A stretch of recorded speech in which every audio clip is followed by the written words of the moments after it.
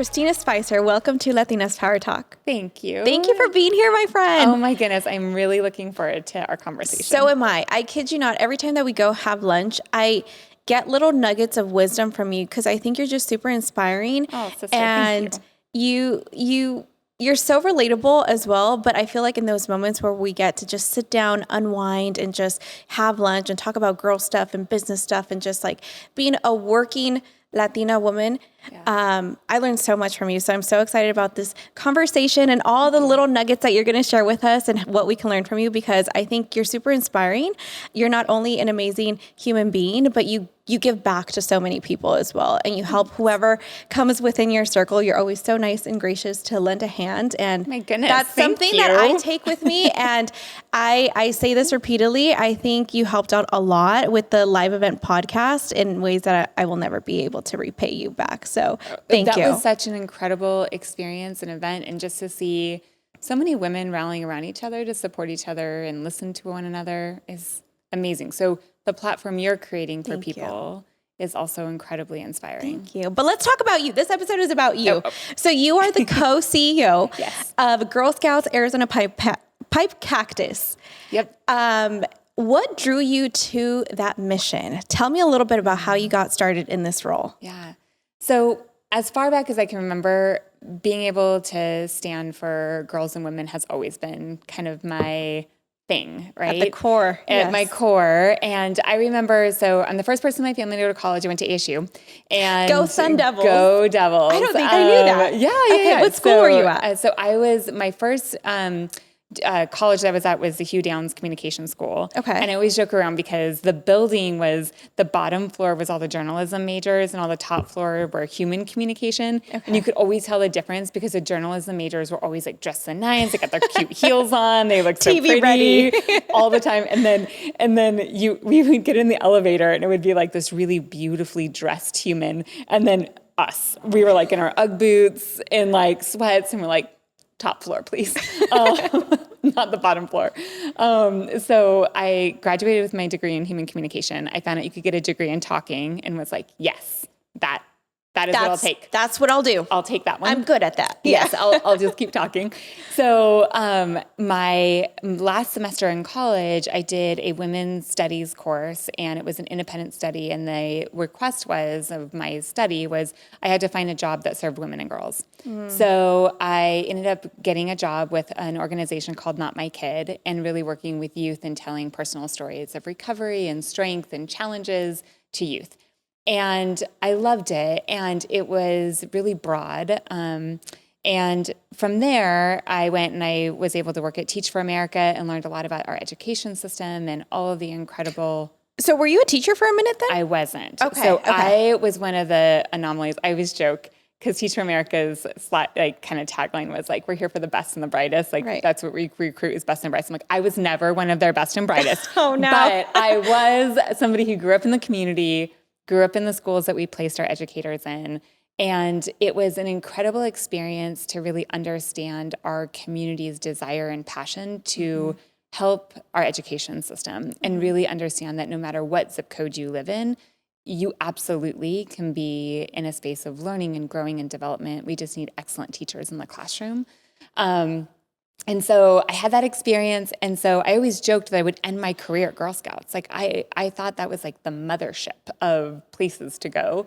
And when I got the call to go and take a look at the position that they had open, which was a fund development position, I was like, well, yeah, but I'm not ready to end my career yet. I didn't know. So I kind of was like, can I come back in like a couple years? I have some things I need to finish up here at Teach for America. And then I realized, I'm like, no, the answer's now, right? Like I didn't have all the answers. I was not prepared for the jump, but decided to make the jump into Girl Scouting. And it's been an incredible gift. So in July, I will have been there for 11 years. Wow. And I have learned so much about what it means to raise resources for women and girls. How, it was fascinating to look at from a financial and investment. When we raise money for women and girls, I think sometimes we feel like we need to create the victimization or sensationalize the idea of like, oh, like it's a deficit mindset. versus an empowerment and uplifting right. and really telling a story of like, let's ensure the fact that our girls have everything that they need so that they can have all the incredible success in the world.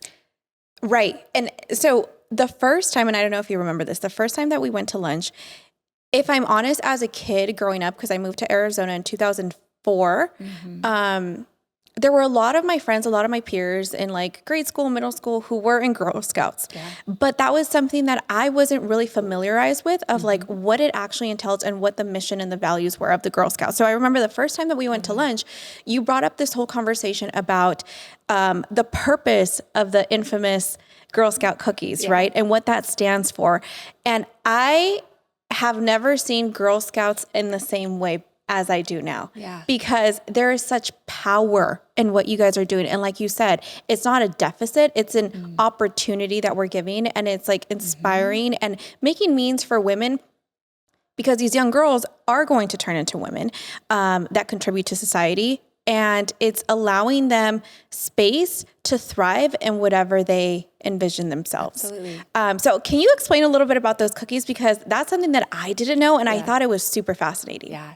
It's an incredible story, and I think that it's probably one of the best kept secrets in regards to what it is. And I think people get so excited about a delicious Thin Mint. Yes. I remember when you said this, my jaw dropped. I was like, Christina, I did not know this, and I don't think like my friends know this either. I'm like, we need to get this out there more. Yes. And it's an incredible story. So going back, Girl Scouts have been selling cookies for about 110 years. Wow. And they did that because they wanted the ability to do the things that they wanted to do back then. And so it was really challenging for the girls to be able to raise resources to do things like learn to drive a car or want to play basketball or want to be able to contribute to society in the needs that they specifically saw in their community and to have resources to do that. So they did what they knew how to do, which is they went in and they baked some cookies and then they sold them. And now 110 years later, we still have the largest bake sale in the world that ensures the fact that girls have the opportunity to do the things that they want to do. And they can specifically look at what are the challenges in their own community and then be able to provide resources to that, real cash, which is inspiring. And so the way that this kind of the cookie crumbles, if you will, is that when you look at the resources, so the troop receives resources, so they receive $1.08 per box that they sell. And then the council receives resources that actually support things like our camps, our programs, the staffing support that is there to support the Girl Scouts, and then also the cost of goods. The cost of goods, that's actually like, butter, sugar, things like that. Coconut. And so when it all plays out, the beautiful part is that the girls get an opportunity to step back and say, I'm going to set, what kind of goals do I want to set? And so if I know how much money I'm going to make, then they can budget that out. Here are our expenses, here are our revenue that we're going to do. And then they can set those goals. How am I going to invest in myself? How am I going to invest in my troop? How am I going to invest in the community as large? And when we think about women entrepreneurship, one of the biggest challenges of women starting their own businesses is the fear of the financial side of it, right? You know this. Right. I mean, it's terrifying. And so if at 7, 8, 9, 10, 11, 12, you have the ability to realize, I know how to budget. I know how to hear no. I know how to be able to make all of the finances work and to budget accordingly. You're unstoppable at that point. It's no pun intended, but it's like the recipe to success. Like you're giving them all the ingredients to succeed, because yes, in business, I mean, we know this, you're going to hear a lot of no's, a lot of rejection. And if you don't get used to it, that can really, like hit your confidence, your whatever, moving forward, right? But then also, I think you're teaching them budgeting skills, finance 101, how to really just thrive financially and be fiscally responsible as well. There's so many perks, I think, of like what you guys are doing. And I think it's more than just selling cookies. And that's what I hope someone takes away from this, that like the next time, and I know this has happened after that conversation that we had, anytime I see Girl Scouts, I'm like, you know what? I have cookies at home, but here you go. Like I need more, because it's just incredible. I think it's like such an incredible opportunity that we're teaching kids at such a young age. Totally. And the incredible power behind what's happening for families behind that. So you have the girl that's learning the skill. Yeah. And you also have families that are learning that skill alongside of them. Mom, grandma, dad, and so this opportunity I'm like, Girl Scouting, this is not cheer, right? This is not soccer where you're like sitting back and you're watching the show happen. You are rolling up your sleeves. You are learning alongside. You are schlepping the cookie. It is hard. But so my daughter is a second year cadet, and she's been in it since she was a daisy. And what I've watched happen for her has been incredible. And I think we lose the special sauce of why do people keep doing this? It's hard. It doesn't make any sense. It's a lot of work. It's stressful. All the things. We can list all the reasons why the cookie program is challenging, but the return on investment is so big for the young person that is in your life. Yes. And then I was going to say that brings up a point. So you guys have been doing this for 110 years. In those 110 years, there's been a lot of change. Yeah. How have you been able to continue pushing forward and maintain such a strong program despite all the difficulties, despite, recessions and a lot of political things that are happening too, and a lot of just difficulties that sometimes and maintain relevance too, because now with like social media and just like kids being super advanced and, in a different space and time than when we were growing up, without this, without other distractions, without whatever. How have you guys been able to maintain that in a strong place? Yeah. I think that it's incredible because you look back. So Girl Scouts started before women had the right to vote. Some women had the right to vote. Mm-hmm. And I think that you look over time of what has happened in the last 113 years that we've been in existence, and you can learn so much from history.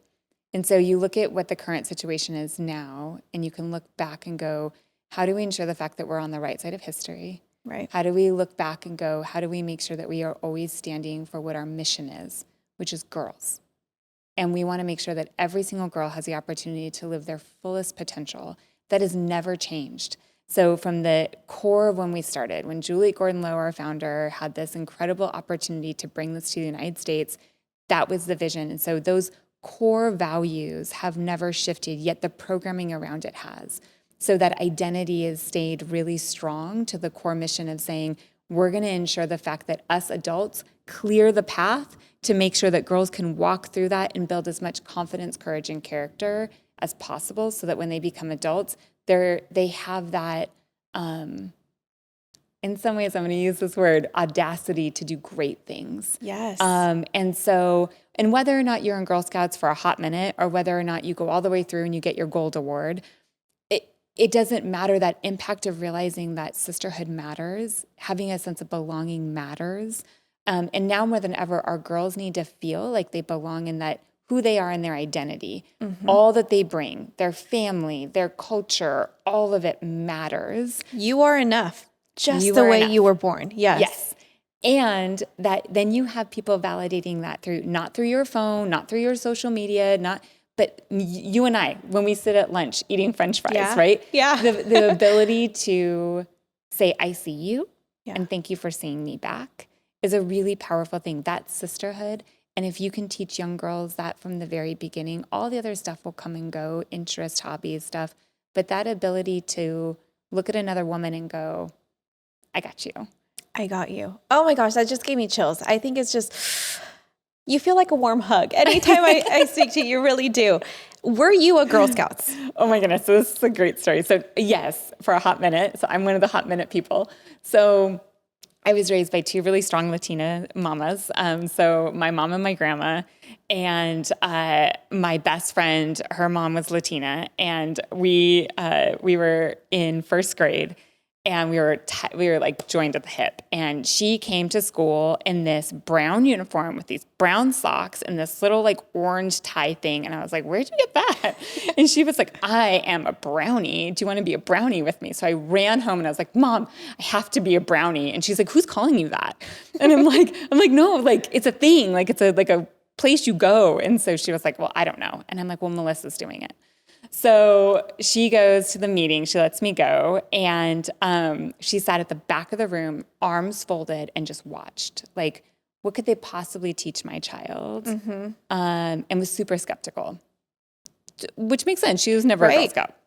So literally the next year she was the leader. Oh, wow. And she like fully jumped in. And I think it was because my mom had the opportunity to see how she could participate, how she could give back. I also think it was an opportunity for me to see her as a leader, which was really special, right? Yeah. And I remember that so clearly. And my dad, so he was super involved as well. He got more involved in the cookie program timeframe. And I have to share this one really quick story about him. So the very first hike outdoor experience I ever had, which most girls in America, their first outdoor experience happens with Girl Scouts. And so we went on this little hike and we were hiking, and my dad, I kept hearing like my dad go, ugh, ugh. And I was like, what? And I look back and he looks at me and he goes, Christina, you have to hold the branch. And I was like, what do you mean? He's like, but you keep hitting me with the branch. You got to hold the branch when you hike. And I was like, oh. And I remember just laughing so hard. And throughout my life, I've started to realize what an incredible lesson that Girl Scouting hike happened with my dad was. Because in life, I think you have to hold the branch for people. You got to hold the branch for the people who are in front of you, who are behind you, and be aware, right, of who's behind you. So last year I actually got a tattoo, which was crazy, which everybody disapproved of. So, at 41 years old, being like, can I get a tattoo? I love that though. And so it's crazy because it's really what Girl Scouting, I was only in Girl Scouts for 2 years, but it had such an impactful moment I got to share with my dad in the out of doors. And without Girl Scouting, I wouldn't have ever had that really unique opportunity to have a lesson taught, not by Girl Scouting, but by my dad. Right. You haven't been in Girl Scouts for 2 years, for a hot minute. You've been in Girl Scouts for a long time. And I think the impact that you've done on the organization, it will forever change lives. I really do think so. All the young girls who have felt empowered and seen and heard and just valued for who they are, that's going to carry with them their whole life. So I hope, it wasn't a hot minute, because you're still in Girl Scouts. Yeah. Once a Girl Scout, always a Girl Scout. Right. That's what I heard. I know. That's what every Girl Scout would always say. And I'm like, I want to be part of that group. It kind of does form that sense of like your friend did with you of like, what is that? And it sounds really cool. Let me be a part of it. And it's never too late. Can I be a Girl Scout? Yes. What? Yes. So one of the things that when I started within the organization, that I started to really recognize that if it weren't for my friend Melissa, I would have never been in Girl Scouts because my mom didn't know that was something that was an offering. Right. And from a cultural standpoint, that wasn't something that she was a part of as a young kid. And so when that legacy Girl Scouting happens, you miss out, and then you get to a point where you're like, well, I want that. So we established a program called Troop Pearl. And for $75, you can actually become a Girl Scout and help 2 other girls become Girl Scouts. Oh my goodness. Which is super fun. So we meet 4 times a year, and there's an opportunity to just have that sense of sisterhood and connection. And so then it's really cool because you get pinned. So the first meeting you come to, we do the whole pinning ceremony. And I will tell you, there are so many women who get choked up and they're like, why am I crying? And I'm like, well, because it felt like a piece of childhood that some people got and some people didn't. So how do we close that gap? Because it is absolutely for everyone. I mean, inner child is a thing. Yeah. And I think that's something that if you didn't experience it, you know about it, especially like I said, I knew about it. I just was never involved with it because let's be honest, in my household, it wasn't a thing that my cousins or I did, but I think it's such a wonderful opportunity of just like you said, it's like healing that inner child of you wanted something and you wanted to be part of something. Totally. And now you're given an opportunity even later on in life. Yep. And how do we ensure the fact that every single girl has that? And sometimes what we need to do is ensure the fact that we go forward, right?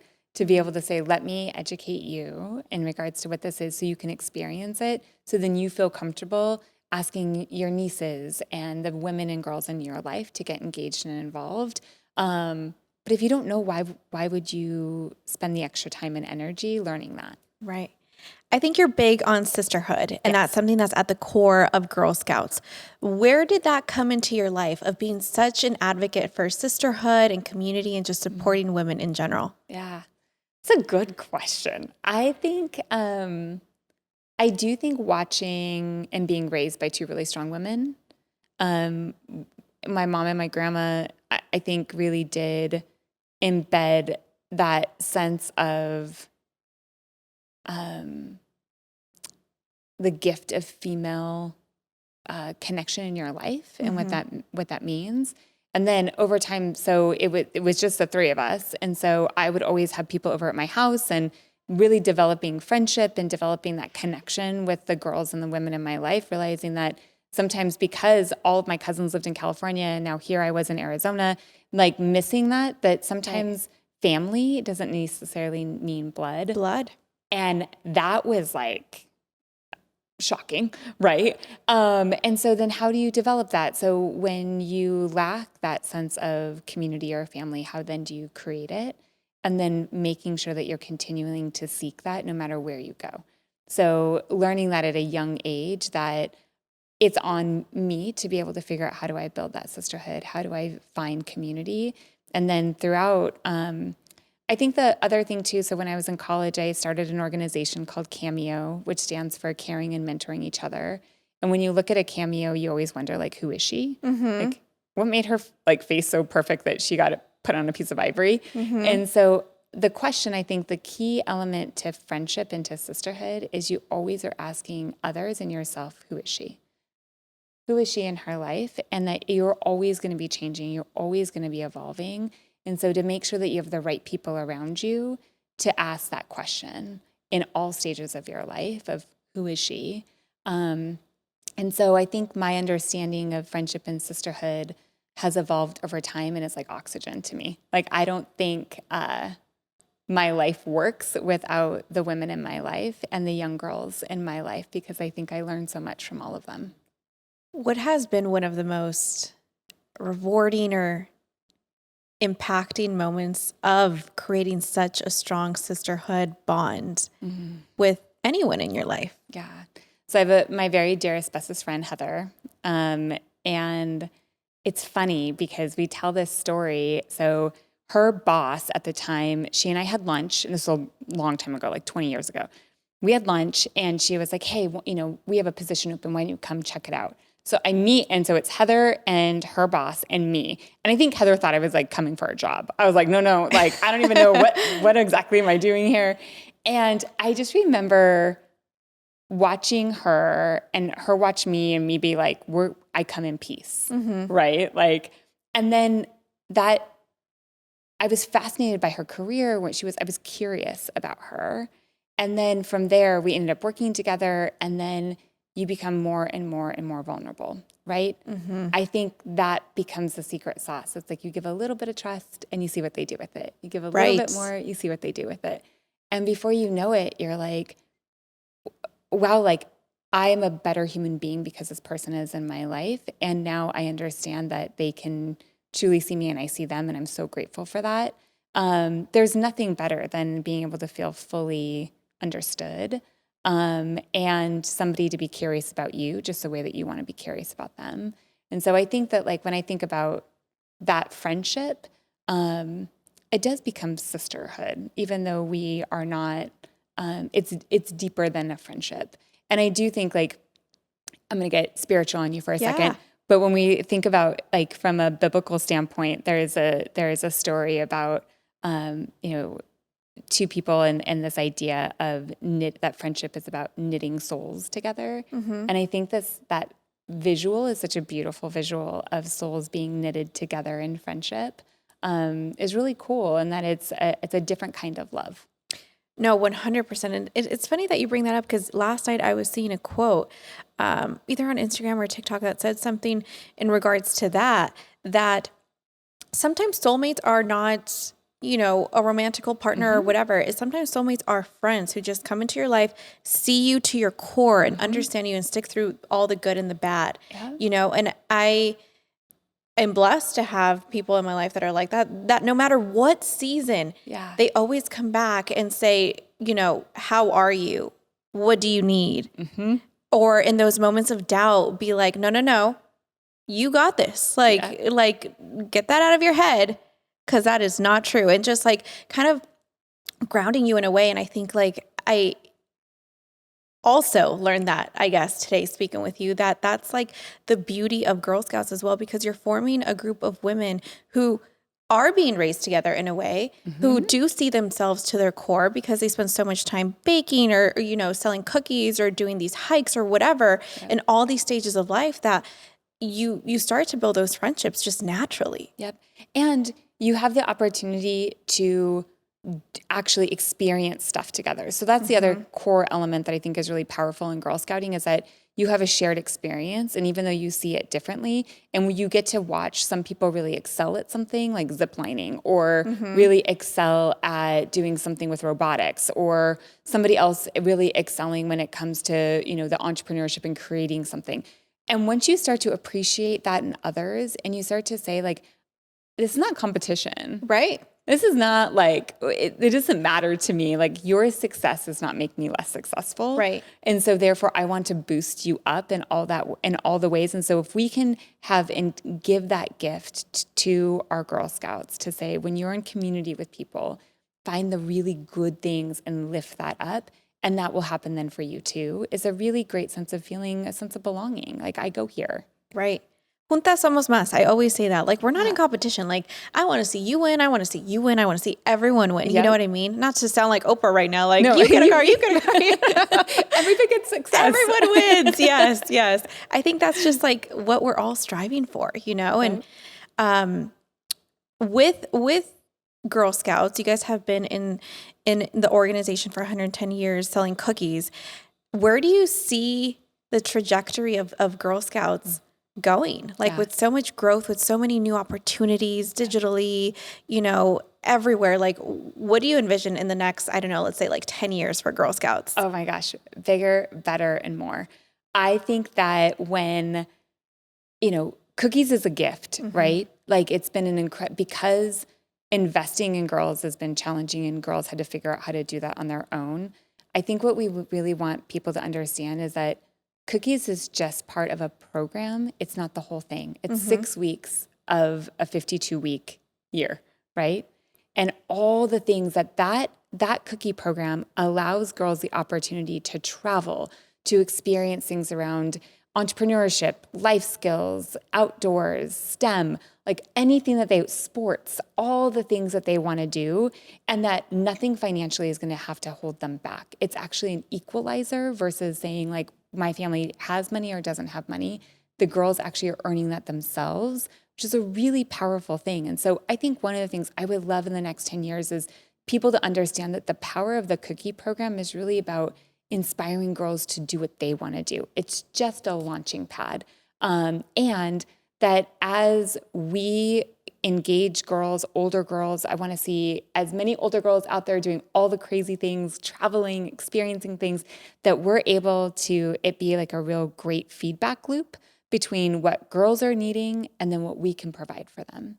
And that we meet in the middle and say, great, if you want to be able to learn about the trades, or you want to learn about going to law school, or you want to have access to internships, what are the things that you want to have happen? And then how do we as the adults clear the way so that you can go do that? That's our job, so that you can do yours. And so I want Girl Scouting in the next 10 years that every single person knows they have access to it. I want every single girl to know that they can live to their fullest potential. And I hope that they see Girl Scouts as a platform and really that opportunity to be able to get that done. What do you want your legacy to be? Oh, sister. Let's see. So I went through this exercise once, and somebody said at the end of it, what do you want the 3 things that somebody to say about you? And I would say the 3 things would be, I want somebody to say that we know that she loved the Lord, she loved her family, and she stood for women and girls. And so I think if those were the 3 things that were said about me when it was all said and done, job well done. Oh my gosh.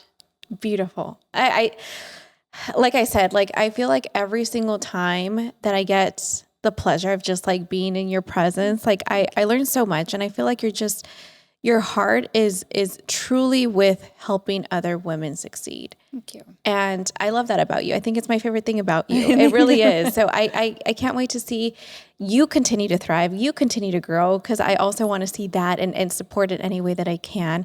If anyone watching is interested in getting involved with Girl Scouts in any way, whether it's, they have someone interested in being a young Girl Scout or themselves participating, where can they find more information? Yes. So they can go to our website. So girlscoutsaz.org. And then it's all right there. So if you scroll down, there's an opportunity to volunteer or to actually enroll.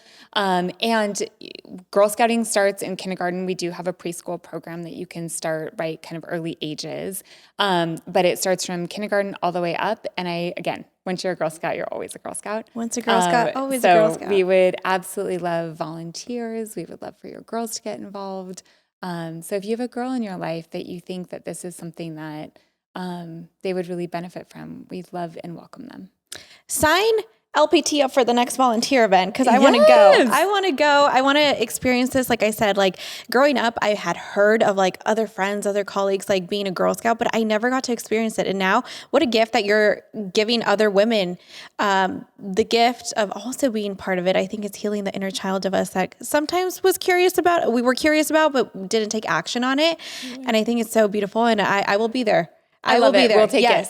We would love for you to Thank join. you so much. Your friendship is a gift, honestly, to me. Thank you so much for being on the podcast. Thank you for inspiring so many women and doing everything that you're doing. I think it's impacting the future of so many girls. And like, I get goosebumps just thinking about it. Just you're allowing them space to feel freely everything that they envision come to life. Thank you. I appreciate that. And I deeply appreciate your friendship too. So thank you. Thank you. And thank you everyone for watching. I'll see you back here next week on Wednesday. Bye.